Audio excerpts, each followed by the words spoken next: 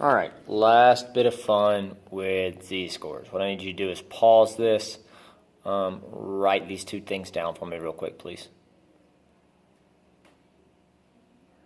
All right, so I hope you've wrote them down. Dealing with the first one.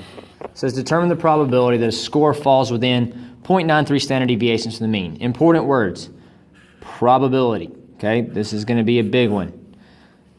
Falls within. That means there's going to be there's probably going to be multiple values. Standard deviations from the mean. Guys, that is the key word for a z-score.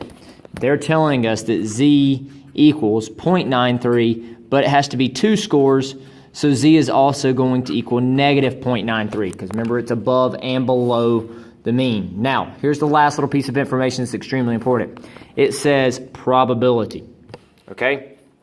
Since it says probability, that means we have to use the chart. So what I do is I go in and I look up 0.93 on my chart. 0.93, okay? 0.8238. Just write that down and leave it there. Negative 0.93. 0.2033. All right, so I have both of my z-scores. I have the probabilities associated with them. Last thing I need to do is to find the probability that falls within them. So within means to subtract. So I take these two values and I subtract them. 0.6205. It asked for the percent. That would be 62.05%. But it didn't ask for the percent. It asked for the probability. All right.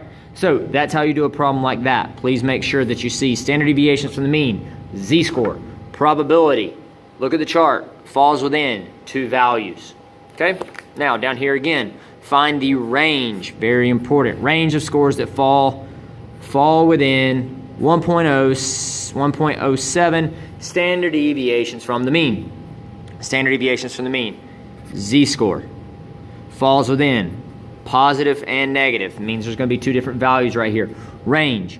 No chart. Okay? It does not ask for me to do a chart. So if there's not a chart, that means there's only one other thing that I have left to do. And that's my formula. So we have z equals data point minus mean divided by standard deviation. Okay? Since this is some fictional data, let's just let the mean be 30 and let the standard deviation be, I don't know, 5. Okay, just to make life easy. So, set this thing up. I have two z-scores. I have 1.07 and I have negative 1.07. Two different values. Data point, that's what I'm trying to find. So that's going to be my x in this case. Mean, 30, standard deviation of 5. Okay, so we multiply it out. Well, we'll finish this other one real quick. Data point minus mean divided by standard deviation. Okay, finish the equation, which means multiply both sides by 5. 5.35 equals x minus 30. Add 30 to both sides. X equals 35.35. Multiply by 5. Negative 5.35 equals x minus 30. Add 30 to both sides. X equals 24.65.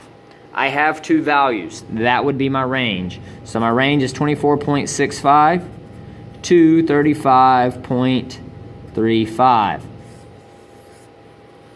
That would be my solution, okay? So again, problem, very similar to the previous one. Standard deviations from the mean, z-score. Falls within, there's going to be two values. Range, it doesn't ask for a probability or percent, which means I don't use the chart. If I don't use the chart, that means I have to use the equation. All right, that's it with z-scores. Go practice some problems. It's going to take a little bit of time. Pay very close attention to the words. Okay, the words are going to be key here. All right.